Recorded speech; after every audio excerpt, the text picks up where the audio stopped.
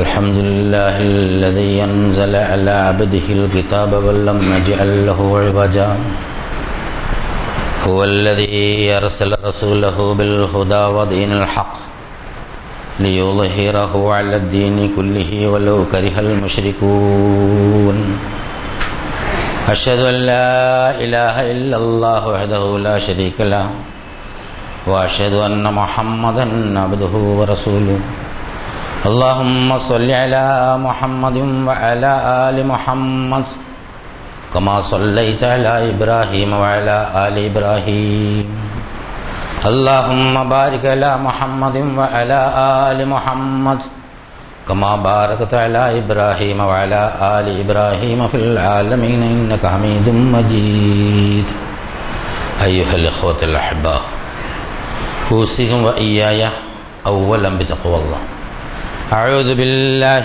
من الشيطان الرجيم بسم الله الرحمن الرحيم وقال إني ذاهب إلى ربي سيهدين رب هب لي من الصالحين فبشرناه بغلام حليم فلما بلغ معه السعي قال يا بني إني أرى في المنام أني أذبحك ماذا فانظر ماذا ترى قال يا أبت افعل ما تؤمر ستجدني إن شاء الله من الصابرين فلما أسلما وتله للجبين وناديناه أن يا إبراهيم قد صدقت الرؤيا إنا كذلك نجزي المحسنين إن هذا لهو البلاء المبين وفديناه بذبح عظيم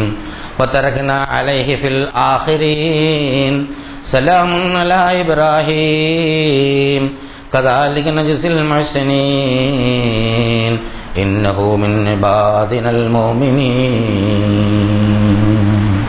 صدق الله العظيم. പ്രിയമുള്ള സഹോദരി സഹോദരന്മാരെ, അല്ലാഹു സുബ്ഹാനഹു വ തആലയുടെ വിധിവിലക്കുകൾ മാനിച്ചുകൊണ്ട് ജീവിക്കണമെന്ന് എന്നോടെന്ന പോലെ നിങ്ങളോടും ആദ്യമായി ഉണർത്തുകയാണ്, വസിയത്ത് ചെയ്യുകയാണ്. പ്രവാചകന്മാരുടെ പ്രപിതാവായ ഹസ്രത്ത് ഇബ്രാഹിം അലൈഹിസ്സലാമയുടെ പ്രബോധന ജീവിതത്തിലെ ചില സംഭവങ്ങളാണ് കഴിഞ്ഞ വെള്ളിയാഴ്ച സൂചിപ്പിച്ചത്. മനുഷ്യനാകപ്പാടെ മാതൃകയായി അല്ലാഹു സുബ്ഹാനഹു വ തആല പ്രഖ്യാപിച്ച ഒരു മഹാനായ പ്രവാചകനായിരുന്നു അദ്ദേഹം. അദ്ദേഹത്തിന് അല്ലാഹു സുബ്ഹാനഹു വ തആല നൽകിയ ജ്ഞാനം ആദ്യമായി പകർന്നു നൽകിയത് അദ്ദേഹത്തിൻ്റെ കുടുംബത്തിൽ പിതാവിനോട് തന്നെയായിരുന്നു. വിഗ്രഹപൂജകനായ പിതാവിനോടാണ് അദ്ദേഹം ആദ്യം അതിൻ്റെ നിരർത്ഥകതയും സത്യവിശ്വാസത്തിൻ്റെ ആവശ്യകതയും സംബന്ധിച്ച് സംവാദം നടത്തിയത്. ഖുർആനിൽ ആവർത്തിച്ച് പറയുന്ന ഒരു സംഗതിയാണ്. ഓരോ ആവർത്തനത്തിനും ഓരോ പുതുമ നമുക്ക് യഥാർത്ഥത്തിൽ ദർശിക്കാൻ കഴിയും. ഓരോ ചുവടുവെപ്പിലും ഓരോ പ്രത്യേകമായ തലം ആ പ്രബോധന രീതിക്കുണ്ട് എന്ന് ആഴത്തിൽ പഠിക്കുന്ന ആളുകൾക്ക് മനസ്സിലാക്കാനാവും. പിതാവിനോടുള്ള അദ്ദേഹത്തിൻ്റെ സംവാദം ഒടുവിലെത്തിയത് അദ്ദേഹത്തിനെ വീട്ടിൽ നിന്ന് പുറത്താക്കുന്നതിലായിരുന്നു എന്ന് സൂചിപ്പിക്കേണ്ടായി. വീട്ടിൽ നിന്ന് പുറത്താവുക എന്നത് ഒരു സാധാരണ സംഭവമായി എടുക്കാൻ കഴിയില്ല നമുക്ക്. ഒരു മനുഷ്യനെ സംബന്ധിച്ചിടത്തോളം മാതാവും പിതാവും അതുപോലെ കുടുംബവും ഒക്കെ വളരെ പ്രധാനപ്പെട്ടതാണ്. അവിടെ നിന്ന് ബഹിഷ്കൃതനാവുക എന്നത് ലേശം വിഷമുണ്ടാക്കുന്ന, അതാണ് ഒരു ബലിയായിട്ട് അദ്ദേഹത്തിന് നൽകേണ്ടി വന്നത്. ഇദ്ദേഹം അവിടെ നിന്ന് പുറത്തു വരുന്നു. പിന്നെ നാട്ടുകാരോടുള്ള സംവാദമാണ്. ചന്ദ്രനെയും അതുപോലെ നക്ഷത്രത്തെയും ചന്ദ്രനെയും സൂര്യനെയും ചൂണ്ടിക്കാണിച്ചുകൊണ്ട് അവരുടെ യുക്തിചിന്തയെ തട്ടിയുണർത്തി ഇതെല്ലാം ഉണ്ടാവുകയും വലുതാവുകയും നശിക്കുകയും ചെയ്യുന്ന സൃഷ്ടികളാണ്. ഒരിക്കലും നശിക്കാത്ത, ആദ്യവും അന്ത്യവുമില്ലാത്ത, അദൃശ്യനായ, സർവശക്തനായ, ഏകനായ ഒരു സംരക്ഷകനാണ് യഥാർത്ഥത്തിൽ ഈ പ്രപഞ്ചത്തിൻ്റെ നാഥൻ എന്ന ഒരു സത്യം ആ ജനങ്ങളോട് അദ്ദേഹം പറയുകയാണ്.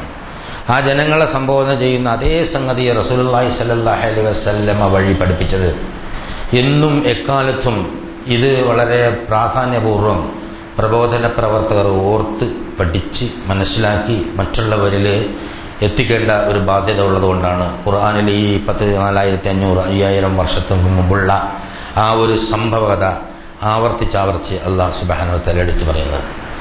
ആ രണ്ട് രംഗങ്ങളും കഴിഞ്ഞ ആഴ്ച സവിസ്തരം പ്രതിപാദിക്കുകയുണ്ടായി. ഇബ്രാഹിം നബിയുടെ ജീവിതത്തിലെ ഒരുപാട് രംഗങ്ങൾ ഖുർആൻ വിശദീകരിക്കുന്നു. അതിൽ പ്രധാനപ്പെട്ട ചിലതാണ് എന്നിവിടെ സൂചിപ്പിക്കുന്നത്.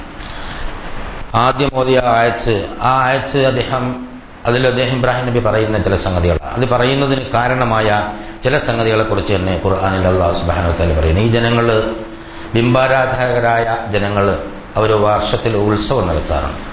ഒരു ഉത്സവ നാളിൽ അവരെല്ലാവരും കൂടി നിൽക്കുമ്പോൾ ഇബ്രാഹിം നബി ചോദിച്ചല്ല, നിങ്ങൾ എന്തിനാണ് ഈ ആരാധിക്കുന്നത്? യാതൊരു ഉപകാരവും ഉപദ്രവമൊന്നും ചെയ്യാത്ത ഈ സംഗതി ആരാധിച്ചുകൊണ്ട് എന്താണ് കിട്ടാനുള്ളത് എന്നൊക്കെ അവരുമായിട്ടുള്ള സംവാദം നടത്തിക്കൊണ്ടിരിക്കുമ്പോൾ അതൊക്കെ കളഞ്ഞിട്ട് നീ ഞങ്ങളുടെ കൂടെ ഉത്സവത്തിന് വരൂ ഇബ്രാഹിം എന്നവർ ക്ഷണിക്കുകയുണ്ടായി. അപ്പോൾ അദ്ദേഹം പറഞ്ഞു, ഇന്നീ സഖീം, എനിക്ക് സുഖമില്ല, അതുകൊണ്ട് ഞാൻ വരുന്നില്ല എന്ന് പറഞ്ഞു. എന്നിട്ട് അദ്ദേഹത്തിൻ്റെ ഒരു ആത്മകഥം ഖുർആൻ എടുത്ത് പറയുന്നു, നിങ്ങൾ അങ്ങോട്ട് പോകുമ്പോൾ ഞാനൊരു ഒരു വേല ഒപ്പിക്കും എന്നുള്ള നിലയ്ക്ക് ഒരാത്മകഥ ഖുർആൻ എടുത്ത് പറയുന്നു. തല്ലാഹി ലഅകിദന്ന അസ്നാമക്കും എന്നാണ് ഖുർആനിൽ അല്ലാഹു സുബ്ഹാനഹു വ തആല അതിനെ സംബന്ധിച്ച് പരാമർശിക്കുന്നത്. അതായത് തീർച്ചയായിട്ടും തല്ലാഹി എന്ന് പറഞ്ഞാൽ അള്ളാഹുവിനോട് തന്നെയാണ് സത്യമെന്ന് നമ്മൾ സാധാരണ തീർച്ചയായിട്ടും എന്ന് പറയുന്ന പ്രയോഗമാണ്. നിങ്ങളെ ഈ വിഗ്രഹങ്ങളുമായി ഞാനൊരു വേല ഒപ്പിക്കുമെന്ന് പറയാം. ഫറായ, അതായത് ഫതവല്ലൗ അൻഹു മുദ്ബിരീൻ, അവരെല്ലാം അദ്ദേഹത്തെ പിരിഞ്ഞു പോയപ്പോൾ ഫറായില ആലിഹതിഹിം വഖാല അലാ തഅകുലൂൻ, നല്ല രസകരമായ ചില സംഭവങ്ങളാണ് പിന്നെ നടക്കുന്നത്. അദ്ദേഹം വിഗ്രഹാരാലയത്തിൽ കയറിയിട്ട് ഒരുപാട് പ്രസാദങ്ങളുണ്ട് അവിടെ. ആ പ്രസാദങ്ങളെ ചൂണ്ടിക്കാണിച്ചിട്ട് വിഗ്രഹങ്ങളോട് ചോദിക്കാൻ, അല്ല നിങ്ങളിതൊന്നും തിന്നുന്നില്ലേ? അല്ലാ തഅകുലൂൻ, നിങ്ങളിതൊന്നും തിന്നുന്നില്ലേ എന്ന് ചോദിക്കും. മാലക്കും ലാ തൻതിഖൂൻ, എന്താ നിങ്ങളൊന്നും മിണ്ടാത്തത്? നിങ്ങൾക്ക് എന്താ സംസാരിക്കാൻ കഴിയാത്തത്? നിങ്ങളിതൊന്നും തിന്നുന്നില്ലേ എന്ന് ചോദിക്കുന്നു. ആ ചോദ്യവും ഉത്തരവുമൊക്കെ അല്ലാഹു സുബ്ഹാനഹു വ തആല തന്നെ പറയാ. എന്നിട്ട് ഫറാ അലൈഹിം ദർബൻ ബിൽ യമീൻ, വലത് കൈകൊണ്ട് അതിനെ ഊക്കോടെ അടിച്ചു കളയുന്നു എന്ന് അല്ലാഹു സുബ്ഹാനഹു വ തആല പറയാം. ഫജഅലഹും ജുദാദൻ ഇല്ലാ കബീറ, അതായത് അതിൽ വലിയ ഒന്നിനെ ഒഴിച്ച് ബാക്കിയുള്ള ചെറിയ വിഗ്രഹങ്ങളെല്ലാം തട്ടി ഉടച്ച് ആ വലുതിൻ്റെ അടുത്ത് അടിച്ചുകൂട്ടി. സ്വാഭാവികമായിട്ടും ഈ സംഭവം വലിയ പ്രത്യാഘാതങ്ങൾ ഉണ്ടാക്കുമെന്നുള്ളതിൽ യാതൊരു സംശയമില്ല. ലഅല്ലഹും ഇലൈഹി യർജൂൻ, അവർ തീർച്ചയായിട്ടും അദ്ദേഹത്തിലേക്ക് മടങ്ങി വരും. അങ്ങനെ മടങ്ങി വരണമെന്നാണ് അദ്ദേഹം അതുകൊണ്ട് ഉദ്ദേശിച്ചത് എന്ന് അല്ലാഹു സുബ്ഹാനഹു വ തആല പറയാം.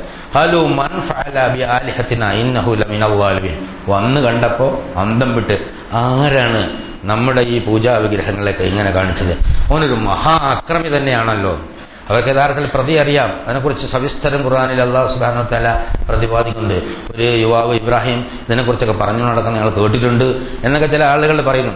ഉടനെ തന്നെ നാട്ടിലെ പൗരപ്രമാണിമാർ പറഞ്ഞ് അവനെ ഹാജരാക്കുക, അവനെ പിടിച്ച് ഹാജരാക്കാൻ പറയും. അങ്ങനെ ഇബ്രാഹിം നബിയെ പിടിച്ച് ഹാജരാക്കുന്നു. അപ്പോൾ അവർ ചോദിച്ചു, അൻത ഫഅൽത ബി ആലിഹത്തിനാ യാ ഇബ്രാഹിം, നീയാണോ ഇബ്രാഹിമെ ഞങ്ങളെ ഈ ദൈവങ്ങളെയൊക്കെ ഇങ്ങനെ കാട്ടിയത് എന്ന് ചോദിച്ചപ്പോൾ ഖാല, അവൻ പറഞ്ഞു, ബൽ ഫഅലഹു കബീറുഹും ഹദാ ഫസ്അലുഹും ഇൻ കാനൂ യൻതിഖൂൻ.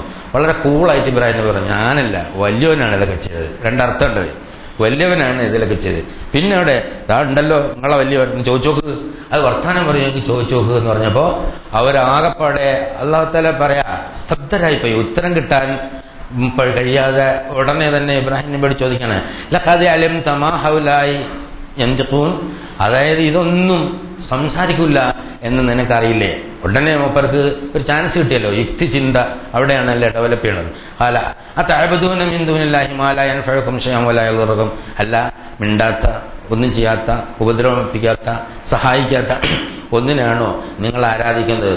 അവരാകപ്പാടെ സ്തബ്ധരായിട്ട് ഞങ്ങൾ അക്രമികളായിപ്പോയല്ലോ എന്ന് ശുദ്ധമായ മനസാക്ഷിക്ക് അവർക്ക് അനുഭവപ്പെട്ടു എന്ന് അല്ലാഹു സുബ്ഹാനഹു വ തആല പറയും.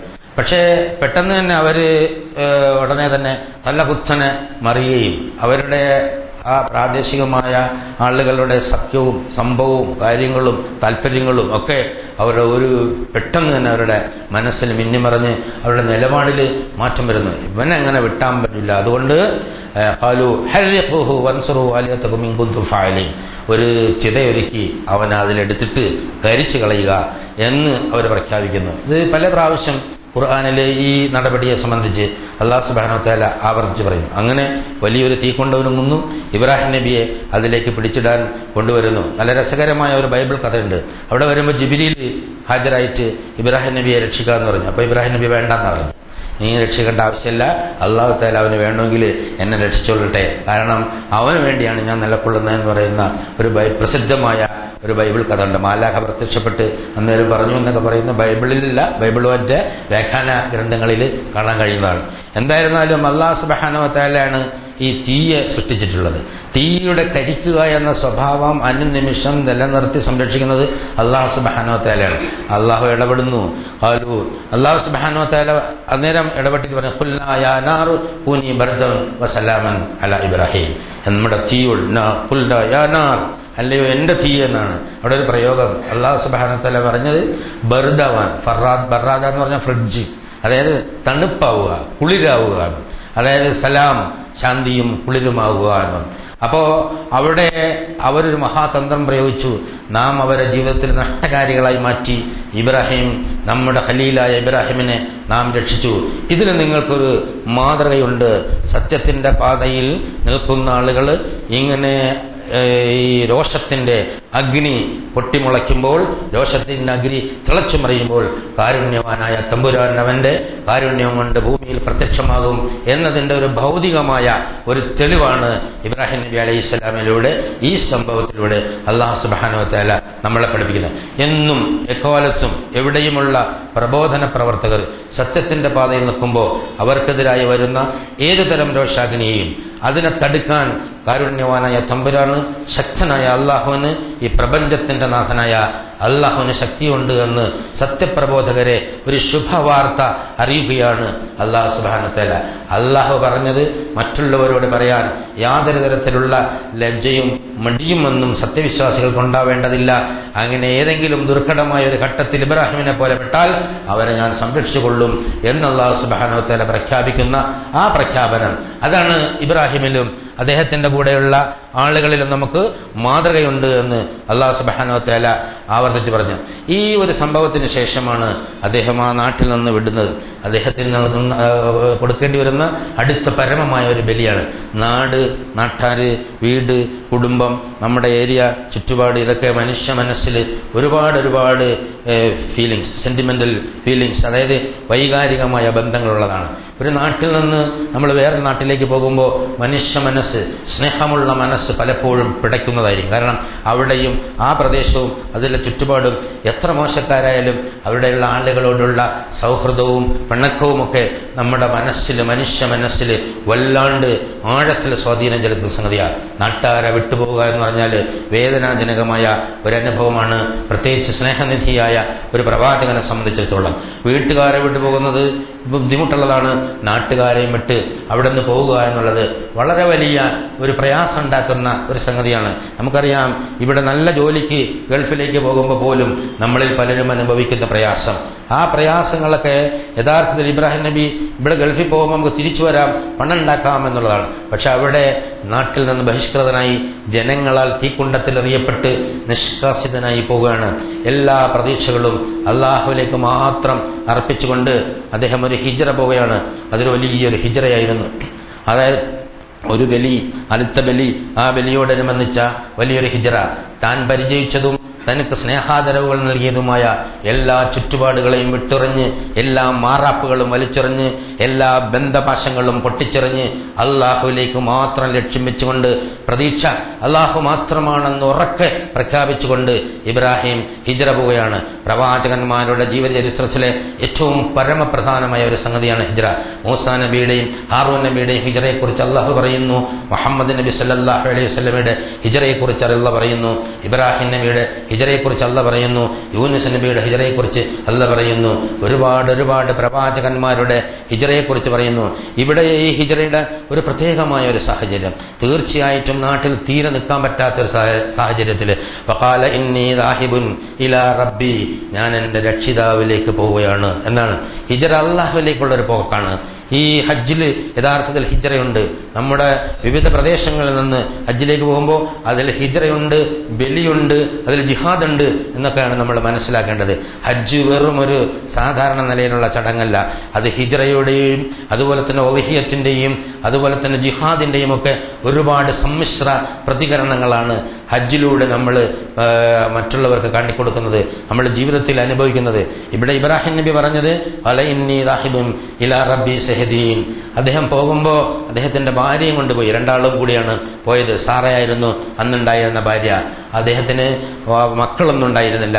ആ പോകുമ്പോൾ വളരെ വേദനയോടുകൂടി വളരെ പ്രതീക്ഷയോടുകൂടി ഒരു പ്രാർത്ഥന നടത്തുകയാണ്. റബ്ബി ഹബിലി മിനസ് സ്വാലിഹീൻ, സദ്വൃത്തരായ കുട്ടികളിൽ നിന്നൊന്ന് നീ എനിക്ക് തരണേ തമ്പുരാനെ. അവിടെ ഫബശ്ശർനാഹു ബിഗുലാമിൻ ഹലീം, ഉടനെ തന്നെ അള്ളാഹ് കൊടുത്തു എന്നുള്ള അർത്ഥത്തിലല്ല അള്ളാഹ് ഇത് പറയുന്നു. കുറേ വർഷങ്ങൾക്ക് ശേഷം ഇബ്രാഹിം നബിക്ക് ഏതാണ്ട് 70-80 വർഷം ആയ സമയത്താണ് ഈ കുട്ടിയെ കിട്ടിയത് എന്ന് ചരിത്രത്തിൽ നമുക്ക് മനസ്സിലാക്കാൻ സാധിക്കും. റബ്ബി ഹബിലി മിനസ് സ്വാലിഹീൻ. ഇത് തന്നെ ഒരുപാട് സംഭവങ്ങൾ അതിനിടയിലുണ്ട്. പോകുന്ന വഴിയിൽ ഒരു രാജാവ് പിടിക്കുന്നു. ആ രാജാവ് സാറയെ കയറി പിടിക്കാൻ ശ്രമിക്കുന്നു. അവസാനം അയാളുടെ കൈകാലുകൾ കുഴഞ്ഞു പോകുന്നു. സാറയോട് അയാൾ അഭ്യർത്ഥിക്കുന്നു, നീ രക്ഷിതാവിനോട് പ്രാർത്ഥിച്ച് എന്നെ രക്ഷപ്പെടുത്തണം, നിന്നെ ഞാൻ വെറുതെ വിടാന്ന് പറയുന്നു.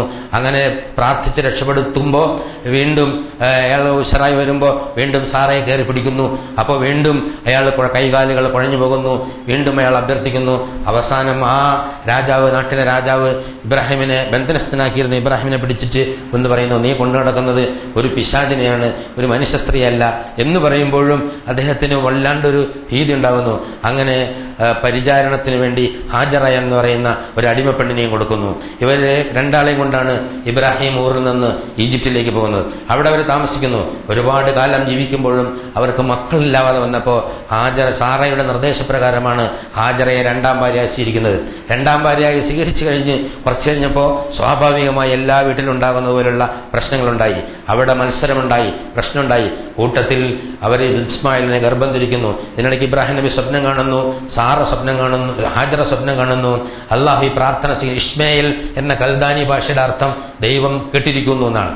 അതായത് നിനക്കൊരു സന്താനം ഉണ്ടാകാൻ പോകുന്നു, നിന്റെ സന്താന പരമ്പരകളെ ലോകത്ത് ഞാൻ കീർത്തിയിലാക്കുമെന്ന് ഒരിക്കൽ മാലാഖ വന്നിട്ട് ഹാജറയോട് പറയുന്നു. ഹാജറ ഇക്കാര്യം ഇബ്രാഹിം അലൈഹി ഇസ്ലാമെ അറിയിക്കുന്നു.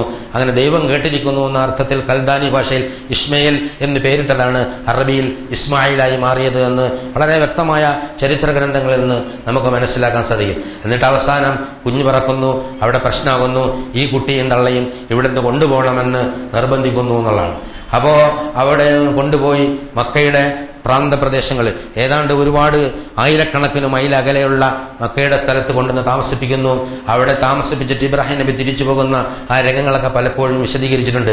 അള്ളാഹുവിന് വേണ്ടി അവിടെ ഒരു ഭാര്യ വളരെ വേദനയോടുകൂടിയാണ് സാറയുടെ അടുത്തുനിന്ന് ഹാജറയിനിടയ്ക്ക് ഒരിക്കൽ അവിടെ ആ വീട്ടിൽ നിന്ന് തന്നെ ഓടി രക്ഷപ്പെടാൻ ശ്രമിച്ച ഒരു ചരിത്രവും ചരിത്ര ഗ്രന്ഥത്തിൽ നമുക്ക് കാണാൻ സാധിക്കും. അവസാനം അള്ളാഹു ഇബ്രാഹിം നബിയോട് പറയുന്നു, അതെ സാറയാണ് കാരണമെങ്കിലും നാം നിനക്ക് വിധിച്ചതാണ്.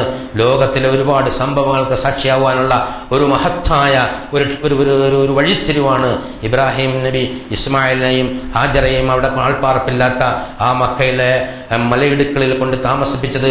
പിന്നെ അവിടെ നിന്ന് വരുന്ന ഒരു വലിയ സമൂഹം, ലോകത്താധിപത്യം ഉണ്ടാകുന്ന സമൂഹം. ഇപ്പുറത്ത് ഇസ്ഹാഖിന് പിന്നീട് സാറ ഗർഭിണിയാകുന്നു. ഇസ്ഹാഖ് എന്നൊരു സന്താനം ഉണ്ടാകുന്നു. മനുഷ്യ ചരിത്രത്തിലെ ഏറ്റവും പ്രഗത്ഭന്മാരായ പ്രവാചകന്മാര് ആ കൊലയിൽ തന്നെ യാക്കൂബ്, അയ്യൂബ്, ഷുഐബ്, ഹാറൂൻ, മൂസ, ദുൽകിഫ്ല്, ദാവൂദ്, സുലൈമാൻ, ഇല്യാസ്, ഈസ മുതലായ മുഴുവൻ പ്രവാചകന്മാരും ആ യാക്കൂബിന്റെ, അതായത് ഇസ്ഹാഖിന്റെ, ഇബ്രാഹിമിന്റെ ഇസ്ഹാഖ് എന്ന സന്താന പരമ്പരയിൽ വരുന്നു. ഇങ്ങനെ മഹാത്ഭുതങ്ങൾ സ്ഥാപിക്കാൻ വേണ്ടി, ഉണ്ടാക്കാൻ വേണ്ടി കാരുണ്യവാനായ രാജതമ്പുരാന്റെ വലിയ പ്ലാനിൽ, വലിയ ക്യാൻവാസിലുള്ള ചില ഏർപ്പാടുകളാണ് അവിടെ നടന്നത്. ഒരു കുടുംബത്തിലെ ചെറിയ ചെറിയ പ്രശ്നങ്ങൾ, പക്ഷേ ചരിത്രത്തിലെ ഏറ്റവും വലിയ സംഭവങ്ങൾക്ക് നാന്ദി കുറിക്കുന്നു. എന്നിട്ട് ഇബ്രാഹിം നബി അവിടെ കൊണ്ടുപോയി ഭാര്യയും മോനെയും അവിടെ ആക്കിയിട്ട് തിരിച്ചു വരുമ്പോൾ പല പ്രാവശ്യവും ഹാജറ ചോദിക്കുന്നുണ്ട്, നിങ്ങൾ എന്താണ് ഈ കാട്ടുന്നത്? ഈ പിഞ്ചു കുഞ്ഞിനെയും എന്നെയും കൂടെ ഈ ആൾപ്പാർപ്പില്ലാത്ത താഴ്വരയിലിട്ടിട്ട് നിങ്ങൾ പോവുകയാണോ? ഇബ്രാഹിമിനെ ഒന്നും മിണ്ടാൻ സാധ്യമല്ല. ഇബ്രാഹിം ഇങ്ങനെ നടന്നു പോകുന്നു. 3 പ്രാവശ്യം ചോദിച്ചതിന് ശേഷം അള്ളാഹുവിന്റെ നിർദ്ദേശപ്രകാരമാണോ എന്നാണ് ഒടുവിൽ ഹാജറ ചോദിച്ചത്. അതേ എന്ന് മാത്രം പറഞ്ഞ ഇബ്രാഹിം നബി ഹൃദയവേദനയുടെ മലഞ്ചെരുവിലേക്ക് നീങ്ങുന്നു.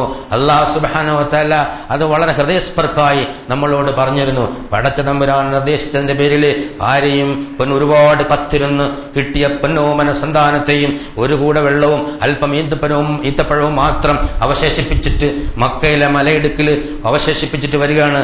എന്നിട്ട് അവരുടെ കൺമറയത്ത് മലഞ്ചെരുവിൽ നിന്ന് ഇബ്രാഹിം നബി ആകാശത്ത് നോക്കി പറയാ, റബ്ബനാ ഇന്നി അസ്കന്തു മിൻ ദുർരിയതി ബിവാദിൻ ഗൈരി ദീ സറഇൻ ഇൻദ ബൈതികൽ മുഹറം. തമ്പുരാനെ, നാഥ, എന്റെ സന്താനങ്ങളിൽ ചിലരെ ഈ കൃഷിയൊന്നുമില്ലാത്ത ഊശ്വരഭൂമിയിൽ നിന്റെ പവിത്രമായ ഭവനത്തിന്റെ അടുത്ത് ഞാനിതാ പാർപ്പിച്ചിരിക്കുന്നു. റബ്ബനാ ലിയുഖീമുസ് സ്വലാത്ത്, അവർ നമസ്കാരം നിലനിർത്താൻ വേണ്ടി, വജഅൽ അഫ്ഇദതം മിനൻ നാസി തൗഹീ ഇലൈഹിം വർസുഖ്ഹും മിനസ് സമറാത്തി ലഅല്ലഹും യഷ്കുറൂൻ.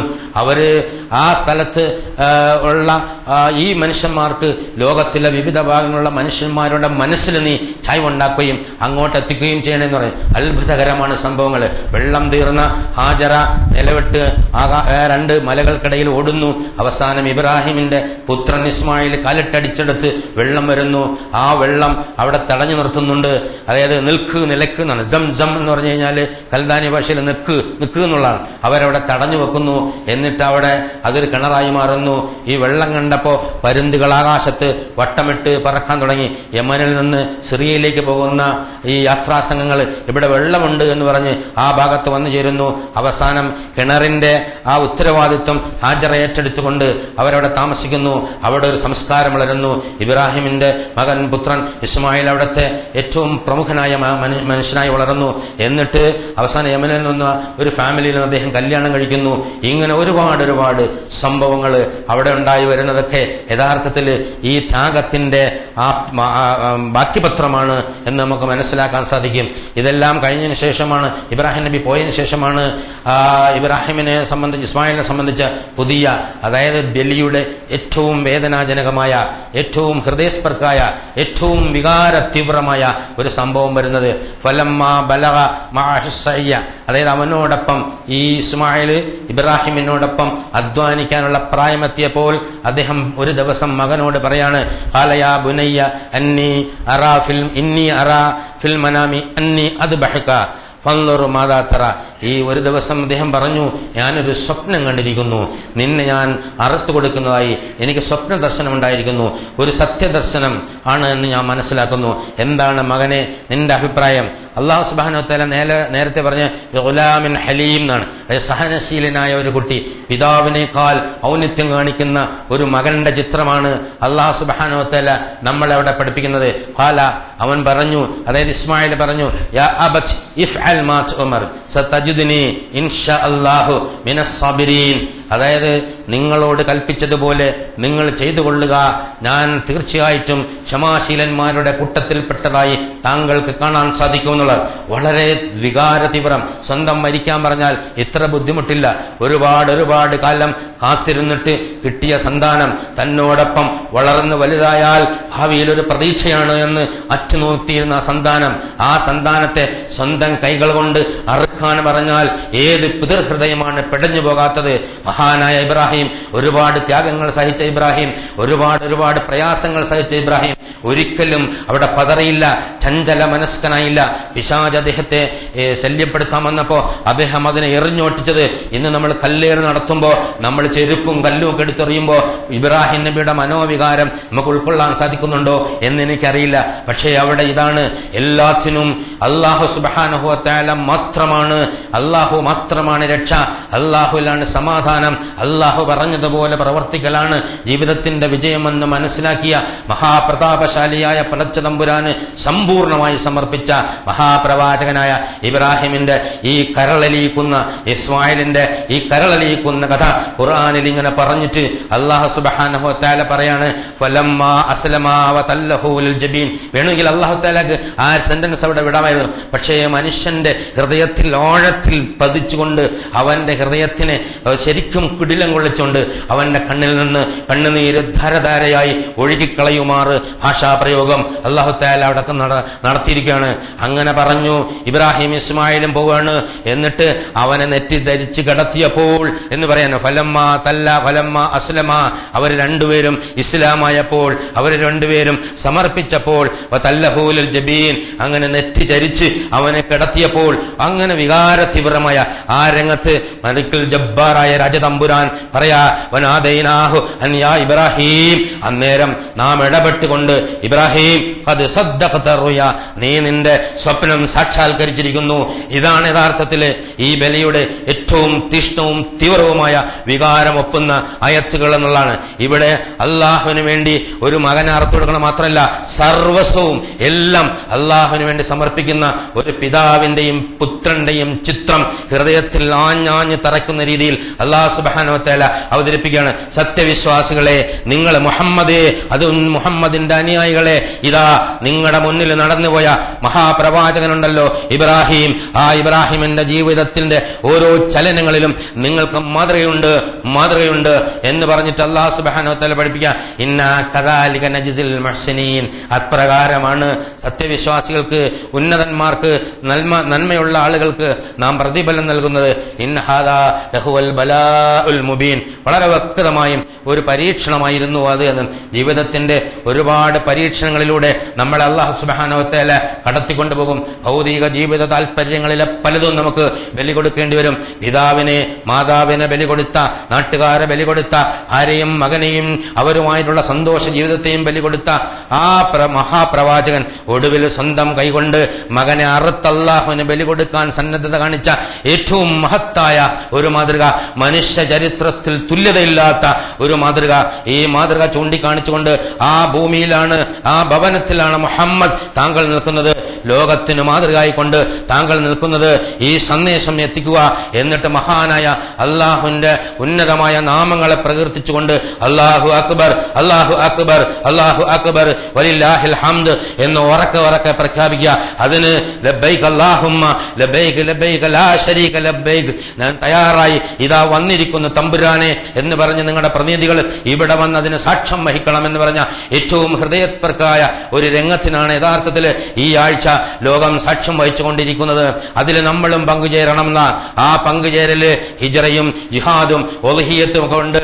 ജീവിതത്തിന്റെ ഒരുപാട് പ്രധാനപ്പെട്ട രംഗങ്ങളുണ്ട്. നമുക്ക് ഏറ്റവും പ്രിയപ്പെട്ടത് അല്ലാഹുവിന്റെ മാർഗത്തിൽ നമ്മൾ ബലിയർപ്പിക്കുമ്പോഴേക്കും ഈ ബലിയുടെ ആത്മാവ് അന്തസത്ത നമുക്ക് ഉൾക്കൊള്ളാൻ സാധ്യമാവില്ല. എന്തെങ്കിലുമൊക്കെ പ്രായോഗിക കാലികമായ നടപടികൾ നാട്ടുകാരുടെ കൂട്ടം ചേർന്നുകൊണ്ട് നടത്തിയതുകൊണ്ട് ഈ ബലിയുടെ അന്തസത്ത നമുക്ക് ഉൾക്കൊള്ളാൻ സാധിക്കില്ല. യഥാർത്ഥത്തിൽ ഇതിന്റെ ആഴങ്ങളിൽ ഇറങ്ങി പഠിച്ചു മനസ്സിലാക്കി സത്യവിശ്വാസത്തിന്റെ ആ സത്ത യാഥാർത്ഥ്യം ഉൾക്കൊള്ളാനാണ് ശ്രമിക്കേണ്ടതിലൂടെ. അതിന് കാരുണ്യവാനായ തമ്പുരാൻ നമുക്ക് തൗഫീഖ് നൽകി അനുഗ്രഹിക്കുമാറാകട്ടെ.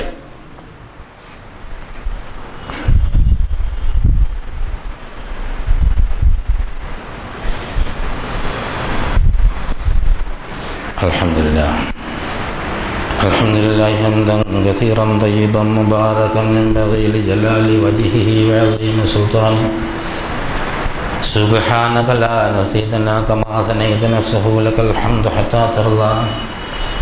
അല്ലാഹുമ്മ സ്വല്ലി അലാ മുഹമ്മദിൻ വഅലാ ആലി മുഹമ്മദ് കമാ സ്വല്ലൈത അലാ ഇബ്രാഹീം വഅലാ ആലി ഇബ്രാഹീം ഫിൽ ആലമീന ഇന്നക ഹമീദും മജീദ്. അയ്യുഹൽ ഇഖ്വത്തുൽ അഹ്ബാ, ഊസിക്കും വഇയ്യായ സാനിയ ബിത്തഖ്വല്ലാഹ്. ഒരിക്കൽ കൂടി അല്ലാഹു സുബ്ഹാനഹു വ തആലയുടെ വിധിവിലക്കുകൾ മാനിച്ചുകൊണ്ട് ജീവിക്കണമെന്ന് എന്നോടെന്ന പോലെ നിങ്ങളോട് ഉണർത്തുകയാണ്, വസിയത്ത് ചെയ്യുകയാണ്. ഏതാണ്ട് ബലിയുടെ അന്തസത്ത എന്താണ് എന്ന് നമുക്ക് മനസ്സിലായിട്ടുണ്ടാവും എന്നാണ് എൻ്റെ പ്രതീക്ഷ. അത് വളരെ വലിയ ഒരു ത്യാഗത്തിൻ്റെ കഥയാണ്. ആദർശത്തിന് കൊടുക്കുന്ന ജീവൻ്റെ വിലയാണ് ത്യാഗമെന്ന്. ഭൗതിക ജീവിതത്തിലെ സ്വത്തായാലും സന്താനങ്ങളായാലും പ്രതാപങ്ങളായാലും എല്ലാം അല്ലാഹ് തന്നതാണ്. ഓരോരുത്തരും അതൊക്കെ എടുത്തു വെച്ച് എങ്ങനെയാണ് പെരുമാറുന്നത്, പ്രവർത്തിക്കുന്നത് എന്നറിയുന്നതിന് വേണ്ടിയുള്ള ഒരു പരീക്ഷണത്തിനായിട്ടാണത്. ആരും അത് സ്വന്തം എടുക്കൊണ്ടാണെന്ന് വിചാരിച്ചിടേണ്ടതില്ല. വളരെ വിനയാന്വിതരായി അള്ളാഹുവിലെല്ലാം സമർപ്പിച്ചുകൊണ്ട് ഒത്തൊരുമയോടുകൂടി അള്ളാഹുവിൻ്റെ മാർഗത്തിൽ നിലകൊണ്ട് ദുനിയാവിലെ ജീവിതം സമാധാനപൂർണമായി കഴിച്ച് പരലോക ജീവിതത്തിലെ സമ്പൂർണമായ ശാന്തി നേടിയെടുക്കാനാണ് യഥാർത്ഥത്തിൽ നമ്മളോട് കൽപ്പിക്കപ്പെട്ടിട്ടുള്ളത്. പക്ഷെ നമ്മൾ ഈ ഭൗതിക ജീവിതത്തിലെ പലതും കണ്ടുകൊണ്ട് ഒരുപാട് മത്സരങ്ങളും കടിപിടികളും നടത്തുന്നു എന്നത് ഒരു യാഥാർത്ഥ്യമാണ്. ആദർശത്തിൻ്റെ പേരിൽ ഒന്നിച്ചിരിക്കാനോ ഒരുമിച്ച് മുന്നോട്ട് പോകാനോ പോലും സാധ്യമല്ലാത്ത ഒരു ഉമ്മത്തായിട്ട് കഴിഞ്ഞ ഒരുപാട് നൂറ്റാണ്ടുകളിലായി നമ്മൾ നിലനിൽക്കുന്നുണ്ട്. ഒരു ഉത്തരവാദിത്വം ഏൽപ്പിക്കപ്പെട്ട ഒരു സമൂഹം എന്നുള്ള നിലയിൽ ആ ഉത്തരവാദിത്വം നിർവഹിക്കാത്തതിൻ്റെ പേരിൽ യഥാർത്ഥത്തിൽ അള്ളാഹ് നമ്മളെ കഠിനമായി ശിക്ഷിച്ചിട്ടില്ല എന്നുള്ളത് അവൻ്റെ ഒരു അനുഗ്രഹം മാത്രമാണ്. നമ്മൾ ഓരോരുത്തരോടും അല്ലാഹു തആല നിർദ്ദേശിച്ചൊരു സംഗതി സ്വന്തം സമർപ്പിക്കാനാണ്. ആ സമർപ്പണ ബോധം നമ്മുടെ മനസ്സിൽ ശരിയായ നിലയിൽ എത്തിപ്പെട്ടാൽ ആവശ്യമില്ലാത്ത മത്സരങ്ങൾ, കിടമത്സരങ്ങളൊക്കെ ഒഴിവാകും. ഒത്തൊരുമപ്പ് യോജിപ്പൊക്കെ ഉണ്ടാവും എന്നുള്ള തീർച്ചയായിട്ടും ഒരു ശുഭപ്രതീക്ഷ ഈ സത്യവിശ്വാസി സമൂഹത്തിന് അല്ലാഹു സുബ്ഹാനഹു വ തആല നൽകുന്നുണ്ട്. പക്ഷെ അത് നമ്മുടെ കാലഘട്ടത്തിൽ ഉണ്ടാവണമെന്ന് ഓരോരുത്തർക്കും നിർബന്ധമുണ്ടെങ്കിലേ അത് അല്ലാഹ് തരുള്ളൂ. അതുകൊണ്ട് നമ്മൾ ഓരോരുത്തരും എല്ലാ പരിഗണനകൾക്കും അപ്പുറം അല്ലാഹു സുബ്ഹാനഹു വ തആലയുടെ മാർഗത്തിൽ ഉറച്ചു നിൽക്കാനുള്ള വഴി തേടുകയാണ് വേണ്ടത്. കഴിവിൻ്റെ പരമാവധി യോജിപ്പോടെ പരസ്പരം പുറത്തും സഹിച്ചും ക്ഷമിച്ചും പോവുക എന്നത് ഇസ്ലാമിൻ്റെ അടിസ്ഥാന പ്രമാണങ്ങളിൽപ്പെട്ടതാണ്. നിർഭാഗ്യവശാൽ അത് സാധിക്കുന്നില്ല എന്നുള്ളതാണ്. പക്ഷെ അതുകൊണ്ട് സത്യവിശ്വാസികൾ നിരാശപ്പെടേണ്ടതില്ല. സത്യവിശ്വാസി എപ്പോഴും അല്ലാഹു സുബ്ഹാനഹു വ തആലയോട് നന്മയ്ക്ക് വേണ്ടി പ്രാർത്ഥിച്ചു കൊണ്ടേയിരിക്കുക. ആ പ്രാർത്ഥനകളിൽ ഒരുപാട് സന്ദർഭങ്ങളിൽ അല്ലാഹു സുബ്ഹാനഹു വ തആല വളരെ പ്രാധാന്യപൂർവ്വം പ്രാർത്ഥനയെക്കുറിച്ച് പറഞ്ഞിട്ടുണ്ട്. പകലുകളിലെ ഏറ്റവും പ്രധാനപ്പെട്ട പകൽ ഒരു വർഷത്തിലെ അറഫ ദിനമാണ്. രാത്രിയിലെ ഏറ്റവും പ്രധാനപ്പെട്ട രാത്രി ഖദറിൻ്റെ രാത്രി ലൈലത്തുൽ ഖദറാണ്. അങ്ങനെയും ഹദീസുകളുണ്ട്. റമളാനിലെ ലൈലത്തുൽ ഖദർ രാത്രികളിൽ ഏറ്റവും പ്രധാനപ്പെട്ടതാണ്. പകലുകളിൽ ഏറ്റവും പ്രധാനപ്പെട്ടത് യൗമ അറഫയാണ്. അറഫ ദിനത്തിൽ നമ്മൾ നേരത്തെ പറഞ്ഞ സത്യവിശ്വാസികളുടെ പ്രതിനിധികൾ അവിടെ സമ്മേളിക്കും. മഹ്ശറയെ ഓർമ്മിക്കുന്ന, വിചാരണ സഭയെ ഓർമ്മിപ്പിക്കുന്ന ഒരു വൻ സഭയാണത്. വിചാരണ സഭയിൽ ഹാജരാക്കപ്പെട്ടാൽ ഒന്നും ചെയ്യാനില്ല. അവിടെ പിന്നെ പാപമോചനത്തിൻ്റെ അഭ്യർത്ഥനയ്ക്കൊന്നും ചാൻസ് ഇല്ല. പക്ഷെ അതിനെ ഓർമ്മിപ്പിക്കുന്ന ഈ അറഫയിലെത്തുമ്പോൾ അവനവൻ്റെ തെറ്റുകൾ ഏറ്റുപറയാനും പാപമോചനം നേടാനും ആഖിറം ഉറപ്പിക്കാനുള്ള അവസരമുണ്ട്. അത് ഹജ്ജ് അറഫ, അറഫയിലാണ് യഥാർത്ഥ ഹജ്ജ്. ഒരുപാട് മറ്റു സംഗതികളുണ്ടെങ്കിലും ഏറ്റവും പ്രധാനപ്പെട്ട ഒന്നായി റസൂലുള്ളാഹി സ്വല്ലല്ലാഹു അലൈഹി വസല്ലമയ്ക്ക് അഡീഷണൽ ആയിട്ട് അല്ലാഹു സുബ്ഹാനഹു വ തആല കൂട്ടിക്കൊടുത്തതാണ് അറഫ. അറഫയിൽ അവിടെ സമ്മേളിക്കുമ്പോൾ ലോകത്തിൻ്റെ നാനാഭാഗത്തിലുള്ള സത്യവിശ്വാസികൾ അവരോട് ഐക്യദാർഢ്യം പ്രകടിപ്പിച്ചുകൊണ്ട് വ്രതമനുഷ്ഠിക്കാറുണ്ട്. അതിനെ സംബന്ധിച്ചൊരു വളരെ പ്രധാനപ്പെട്ട ഒരു ഹദീസും വന്നിട്ടുണ്ട്. അൻ അബി ഖത്താദ അൽ അൻസാരി ഖാല സുഇല റസൂലുള്ളാഹി സ്വല്ലല്ലാഹു അലൈഹി വസല്ലം അൻ സൗമി യൗമി അറഫ ഫഖാല യുകഫിറു സന അൽ മാദിയ വൽ ബഖിയ. ഇത്രേ പറഞ്ഞുള്ളൂ. അറഫയുടെ നോമ്പിനെ സംബന്ധിച്ച് റസൂലുള്ളാഹി സ്വല്ലല്ലാഹു അലൈഹി വസല്ലമയോട് ചോദിക്കപ്പെട്ടപ്പോൾ അത് കഴിഞ്ഞ ഒരു കൊല്ലത്തെയും വരാനുള്ള ഒരു കൊല്ലത്തെയും പാപങ്ങൾ പുറത്തു പോകും. പണ്ഡിതന്മാർക്ക് എന്തുകൊണ്ട് ചില ആളുകൾ അതിൻ്റെ ബ്രാക്കറ്റിൽ ചെറിയ എന്ന് എഴുതി വെക്കും. അറബി ഭാഷയിൽ അങ്ങനെയൊന്നുമില്ല. അള്ളാഹും റസൂലും പറഞ്ഞതിനെ ഇങ്ങനെ കട്ട് ചെയ്ത് കൊടുക്കൽ ഈ ചില പണ്ഡിതന്മാരൊരു പ്രത്യേകതയാണ്. എന്നാൽ പുറത്തു കൊടുക്കണമെങ്കിൽ ഇവർക്കെന്തോ ഒരു പ്രശ്നമുള്ളതുമില്ല. ഞാനിത് വായിച്ചു നോക്കുമ്പോൾ എനിക്ക് മനസ്സിലാകുന്നത് ചെറിയെന്ന് എഴുതി വെക്കാൻ ഒരു വകുപ്പും അവിടെ കാണുന്നില്ല. അപ്പോൾ അള്ളാഹുവിൻ്റെ റസൂൽ പറഞ്ഞത് കഴിഞ്ഞ ഒരു കൊല്ലത്തെയും വരാനുള്ളൊരു കൊല്ലത്തെയും പാവം പുറത്തു കൊടുക്കുന്ന. അപ്പോൾ വളരെ പ്രാധാന്യമുള്ളൊരു സംഗതിയാണ്. അപ്പോൾ പിന്നെ സംശയമായി. ഇപ്പോൾ അറഫ അവിടെ അത് കഴിഞ്ഞിട്ടാണ്. നമ്മൾ അറഫ കഴിഞ്ഞതിൻ്റെ പിറ്റേ ദിവസം മിക്കവാറും ഇത് പ്രഖ്യാപിക്കുന്നതിന് മുമ്പ് തന്നെ മിക്കവാറും ഒരു 100 ചോദ്യം ഇതിനിടയിൽ കഴിഞ്ഞിട്ടുണ്ടാവും. ഇന്നും ഇപ്പോൾ ഇറങ്ങിയ ഉടൻ ചോദ്യം നമ്മൾ സൂര്യനും ചന്ദ്രനും കണക്കാക്കിയിട്ട് ദിവസം നിശ്ചയിക്കലുണ്ട്. ചന്ദ്രമാസം കണക്കാക്കി നിശ്ചയിക്കുന്നത് മാസങ്ങളുടെ എണ്ണം ഹജ്ജ് പോലുള്ള. നമസ്കാരം സൂര്യനെ ബേസ് ചെയ്തിട്ടാണ്, ഒന്നൊന്നുമായിട്ട് അന്യമൊന്നുമല്ല. പക്ഷെ അതിൽ ചില കണക്കുകളുണ്ട്. മനുഷ്യന് അതിൻ്റെ പേരിൽ അടികൂടാനും പ്രത്യേക ഈദ് കിട്ടാനൊന്നുമല്ല. അന്താരാഷ്ട്ര തലത്തിലൊരു കലണ്ടർ, ഹിജ്റ കലണ്ടർ ഉണ്ടാവുകയാണെങ്കിൽ ഹൈർ അൽഹംദുലില്ലാ നല്ലതാണ്. പക്ഷെ അത് നടപ്പാക്കി വരുന്നതുവരെ നമ്മൾ സമൂഹത്തിലെ നിലവിലുള്ള ചില സാഹചര്യങ്ങളോട് ചില്ലറ അഡ്ജസ്റ്റ്മെൻറ്റ്, അഖീദ അട്ടിമറിക്കണതൊന്നും ഇല്ലാത്തത് കൊണ്ട് പലപ്പോഴും ചോദിച്ചവരോട് ഖുർആനിൽ ഇങ്ങനെ പറഞ്ഞിട്ടില്ലേ, നിങ്ങൾ ദുൽഹജ്ജ് 9 അറഫ, അതുകൊണ്ട് അന്ന് നോമ്പിടിച്ചുള്ളതെന്ന് ഖുർആനിൽ നിന്നൊക്കെ കാണില്ല. ഹദീസുകളിൽ വളഞ്ഞു വ്യാഖ്യാനിച്ചാൽ ദുൽഹജ്ജ് 9 അറഫ എന്ന് നമുക്ക് മനസ്സിലാക്കാൻ സാധിക്കും. പക്ഷേ യൗമ അറഫ എന്നാ പറഞ്ഞത്. അപ്പോൾ അറഫ മൈതാനം കൈവശമുള്ള സൗദി ഗവൺമെൻറ്റും അതുമായി ബന്ധപ്പെട്ട് ഒരു അറഫ ദിനം പ്രഖ്യാപിച്ചിട്ടുണ്ട്. അപ്പോൾ അതാണ് അറഫ. അപ്പോൾ അറഫയുടെ നോമ്പ് പിടിക്കണം, അറഫയിൽ നിൽക്കുന്ന സമയത്ത് തന്നെ നോമ്പ് പിടിക്കണമെന്ന് ആഗ്രഹമുള്ളവർ ആ ദിവസം നോമ്പ് പിടിക്കുക. അപ്പോൾ അടുത്ത ദിവസം എന്താ, യൗമുൻ നഹർ, നിങ്ങൾ മിണ്ടായിരിക്കുക. അതിൻ്റെ അടുത്ത ദിവസം റസൂലുള്ളാഹി സ്വല്ലല്ലാഹു അലൈഹി വസല്ലം പറഞ്ഞതുപോലെ മറ്റു മനുഷ്യന്മാരുടെ പെരുന്നാൾ ആഘോഷിക്കുക. ക്ലീൻ. ഇനി ഒരുപാട് ചോദ്യങ്ങൾ ഇങ്ങോട്ട് ചോദിക്കണ്ട. അതങ്ങനെയൊക്കെ സംഭവിച്ചിട്ടുണ്ട്. ഒരു റമളാന്റെ 30ാമത്തെ ദിവസം റസൂലും അനുയായികളും മദീനയിൽ നോമ്പാണ്. ഏതാണ്ട് ഒരു ഉച്ച കഴിഞ്ഞപ്പോൾ ഉച്ച തിരിഞ്ഞു ലോഹറൊക്കെ കഴിഞ്ഞു തോന്നുന്നു. അതിൽ കൃത്യമായി പറഞ്ഞില്ല, ഏതായാലും ഉച്ചയായപ്പോൾ എന്നാണ്. ഒരു സാർത്തവാഹ സംഘം വരിക. അവർ മദീനയുടെ പള്ളിയുടെ അപ്പുറത്ത് വന്ന് തമ്പടിച്ചിട്ട് വെള്ളം കുടിക്കുന്നുണ്ട്, അങ്ങോട്ടും ഇങ്ങോട്ടും എന്തൊക്കെ തിന്നുകയൊക്കെ ചെയ്തു. റസൂൽ പറഞ്ഞു, എന്തേ റമളാനിലെ ഒരു കാട്ടാന്ന് ചോദിച്ചു നോക്കുന്നു. അങ്ങനെ ഒരാൾ ചോദിച്ചിട്ട്, അല്ല നിങ്ങൾ റമളാനിൽ എന്താ ഈ പരസ്യമായിട്ട് തിന്നുകയും കുടിയൊക്കെ ചെയ്യുന്നു? റമളാനോ? ഞങ്ങളിങ്ങനെ വരുമ്പോൾ ഇന്ന സ്ഥലത്ത് ഞങ്ങൾ ചന്ദ്രനെ കണ്ടു, ഞങ്ങൾ നോമ്പ് അവസാനിപ്പിച്ചു, അവിടെ പെരുന്നാൾ ആഘോഷിച്ചു, 29 റസൂൽ അത് വിശ്വസിച്ചിട്ട് അത് പ്രഖ്യാപിക്കാൻ പറഞ്ഞു. എല്ലാവരുടെ നോമ്പ് മുറിച്ചോളാൻ പറഞ്ഞു. മദീനയിലെ എല്ലാവരുടെ നോമ്പ് മുറിച്ചോളാം. ഓടി വന്നിട്ട് നിങ്ങൾ നോമ്പ് മുറിച്ച വട്ടം പെരുന്നാൾ ആഘോഷിക്കണ്ടേ? വേണ്ട, നാളെ അടുത്ത ദിവസം രാവിലെ പെരുന്നാൾ ആഘോഷിക്കാൻ പറഞ്ഞു. അപ്പം ഇതിന് ഇങ്ങനെയൊക്കെ ചില സംഭവങ്ങളും സംഗതികളൊക്കെ ഉണ്ട്. ഇതിനങ്ങോട്ടിട്ട് ആയത്തെടുത്ത് അങ്ങോട്ട് പിടിച്ച് ഇവിടത്തെ ഇങ്ങോട്ട് പിടിച്ച് മറ്റിടത്ത് ബുക്ക് ചെയ്ത് ഇപ്പുറത്ത് അവിടെ ചെയ്ത് ഈ സമുദായത്തിൽ ഫിർഖത്തുണ്ടാക്കാൻ ഈ പണ്ഡിതന്മാരും നേതാക്കന്മാരും യഥാർത്ഥത്തിൽ നേതൃത്വം കൊടുക്കരുത് എന്നാണ് പറയാനുള്ളത്. ഇവിടെ അഖീദയെ അട്ടിമറിക്കാതെ മാക്സിമം അഡ്ജസ്റ്റ്മെന്റ് ചെയ്യാൻ പറ്റുന്നത് അല്ലാഹു സുബ്ഹാനഹു വ തആല എൻ്റെ റസൂൽ കാണിച്ചെന്ന പോലെ യൗമ അറഫയിൽ നോമ്പ് പിടിക്കുന്നവന് അവരെല്ലാവരും അറഫയിൽ നിൽക്കുമ്പോൾ ദിവസത്തിൽ ഏറ്റവും പ്രധാനപ്പെട്ടതാണ് എന്ന് അള്ളാഹുവിൻ്റെ റസൂൽ പറഞ്ഞിട്ടുണ്ട്. എനിക്ക് ബോധ്യമായിട്ടുണ്ട്. അവർ അറഫയിൽ നിൽക്കുകയാണ്, ഞാൻ നോമ്പ് അനുഷ്ഠിക്കുന്നു. ഖലാസ്, അവനാ കൂലി തന്നേ പറ്റുള്ളൂ. അള്ളയാണ് വാഗ്ദാനം ചെയ്ത്. ഇവിടെയുള്ള ആൾക്കാരും വാഗ്ദാനം ചെയ്ത് ഇങ്ങനെ കണക്കൊക്കെ നോക്കി വെച്ചിട്ട് അപ്പുറത്തയപ്പുണ്ടത് ഇപ്പുറത്തയപ്പുണ്ടാവും, നിങ്ങൾക്ക് നോമ്പിൻ്റെ കൂലിയിട്ടില്ലെന്ന് പറയില്ലട്ടാ. ആരും ബേജാറാവേണ്ടതില്ല. കുറച്ചൊക്കെ ഒരു വിശാല മനസ്കത ആ കാര്യത്തിൽ കാണിച്ചിട്ടുണ്ട്. അപ്പോൾ അറഫയിൽ നോമ്പ് പിടിക്കും. അടുത്ത ദിവസം നാട്ടിലാർക്കും പെരുന്നാളില്ല, എന്നാൽ പിന്നെ നമ്മൾ വേറെ സ്ഥലത്ത് പോയിരുന്ന വേണ്ട. ഈ നാട്ടിലൊരു സംവിധാനവും ഇതൊക്കെ കൊണ്ട് അതിന് ഖാദി ഏർപ്പാടൊക്കെ ഉണ്ട്. അവിടെ അങ്ങനെയാണ്, ഇവിടെ എങ്ങനെയാണ് എന്നാൽ നാട്ടുകാരോടൊപ്പം പെരുന്നാൾ ആഘോഷം. നമ്മുടെ മനസ്സിന് തൃപ്തി ഉണ്ടാകുന്ന, ആലോചിച്ചാൽ കിട്ടുന്ന ഒരു ഹുക്കും അതാണ്.